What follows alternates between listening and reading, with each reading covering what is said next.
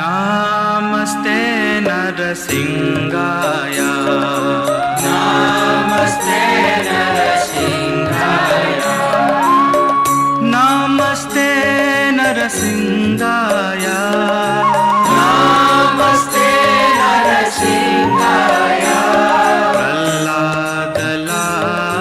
प्रह्लादलाददायिने प्रह्लादलाददायिने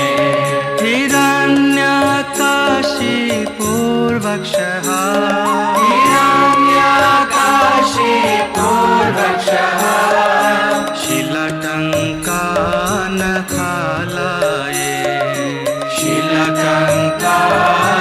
शिलटङ्कानखालये इतो नरसिंहा परतो नरसिंहा इतो नरसिंहा परतो नरसिंहा यतो यतो यामि ततो नरसिंहा यतो यतो यामि ततो नरसिंहा बहिर्नरसिंहा हृदये नरसिंहा बहिर्नरसिंहा हृदये नरसिंहा नरसिंहमधिं शरणं प्रपद्ये नरसिंहमधिं शरणं प्रपद्ये नरसिंहमधिं शरणं प्रपद्ये नरसिंहमधिं शरणं प्रपद्ये तव करकमलवरे नखाम् अद्भुत शृङ्गार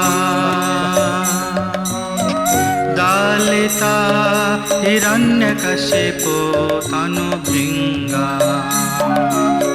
केशवधृता नरहरिरूपा जय जगदीश हरे जय जगदीश हरे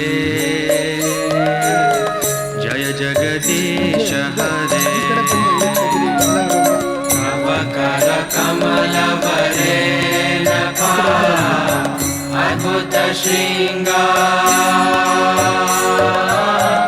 दालिता हिरण्यकशिपो तनुभृङ्गा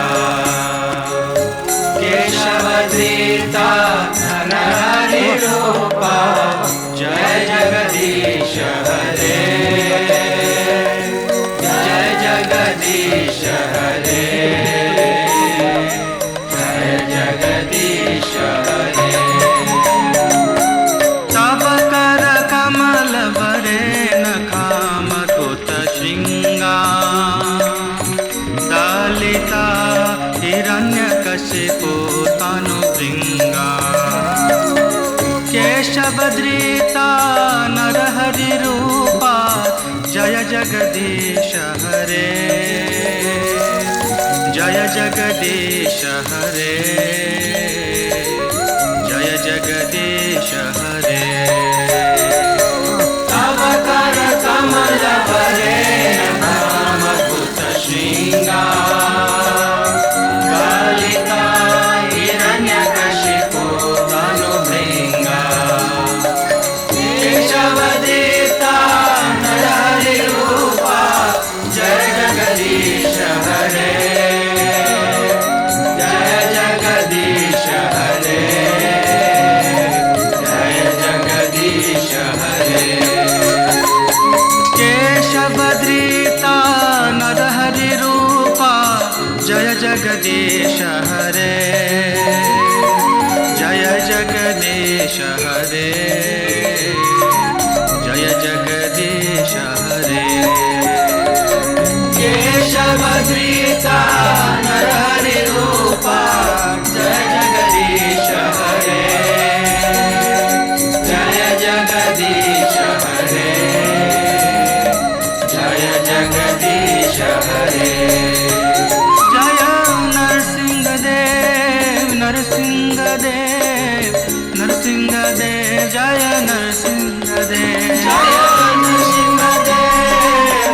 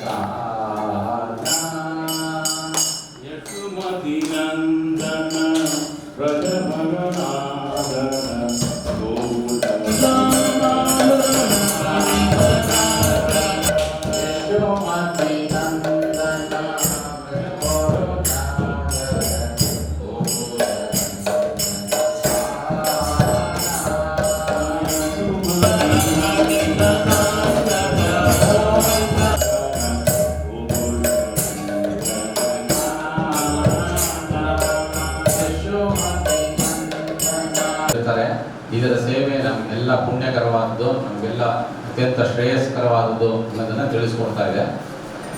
ಇದರಲ್ಲಿ ವಿವರಿಸುವಂತೆ ಭೀಷ್ಮರು ಯುಧಿಷ್ಠಿರಿಗೆ ಗೋವಿಗೆ ಆಹಾರ, ನೀರು ಹಾಗೂ ಸಾಂತ್ವನ ನೀಡುವುದು ಎಷ್ಟು ಪುಣ್ಯಕರ ಅಂತ ಹೇಳಿದ್ರೆ ಬೇರೆ ಕೆಲಸಗಳನ್ನೆಲ್ಲ ನಾವು ಉತ್ತಮ ಕೆಲಸಗಳು ಅಂತ ಮಾಡ್ತಾ ಇರೋದ್ರಲ್ಲಿ ಅತಿ ಮುಖ್ಯವಾದ ಈ ಕೆಲಸ ಮಾಡಿದ್ರೆ ಕುಟುಂಬದಲ್ಲಿ ಆಧ್ಯಾತ್ಮಿಕ ಶಾಂತಿ, ವಿಭಿನ್ನ ರೋಗಗಳ ನಿವಾರಣೆ, ದೀರ್ಘ ಆಯುಷ್ಯ ಇದೆಲ್ಲ ಒದಗುತ್ತೆ ಅಂತ ಒಂದು ಮಹಾಭಾರತ ಶಾಂತಿ ಪರ್ವದಲ್ಲಿ ಭೀಷ್ಮರು ಯುಧಿಷ್ಠಿರ ಮಹಾರಾಜನಿಗೆ ಹೇಳ್ತಾ ಇದ್ದಾರೆ.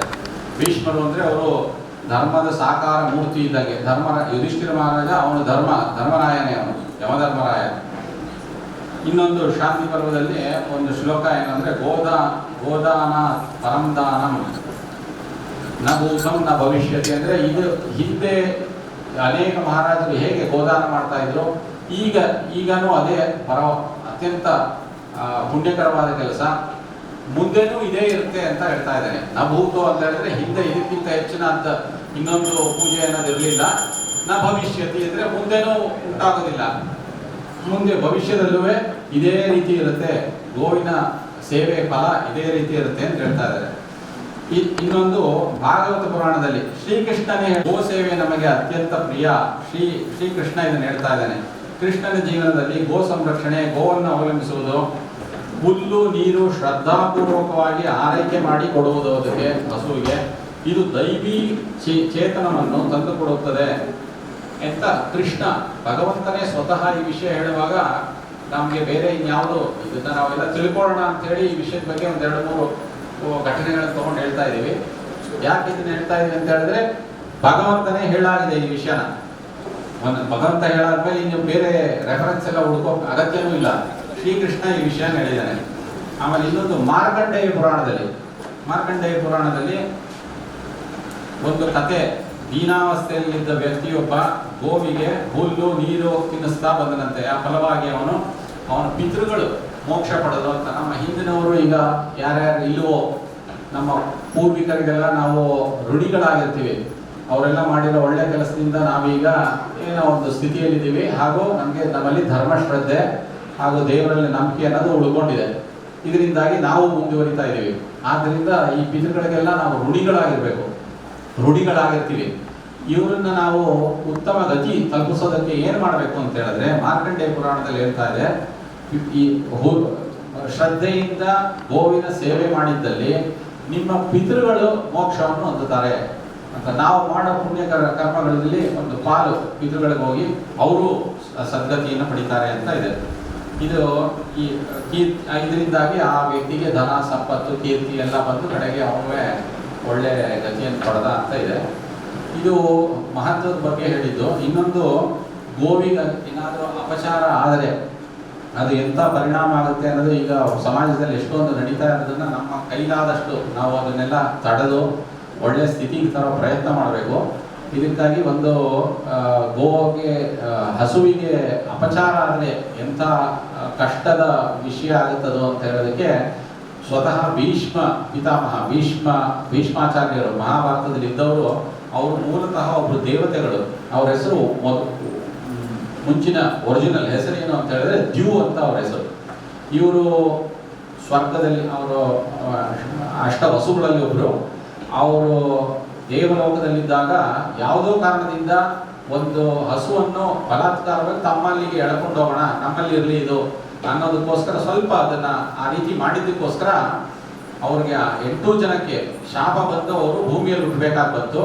7 ಜನ ಗಂಗೆಯ ಕರುಣೆಯಿಂದ ಬೇಗ ಹೊರಟೋದ್ರು ವಾಪಸ್ಸು.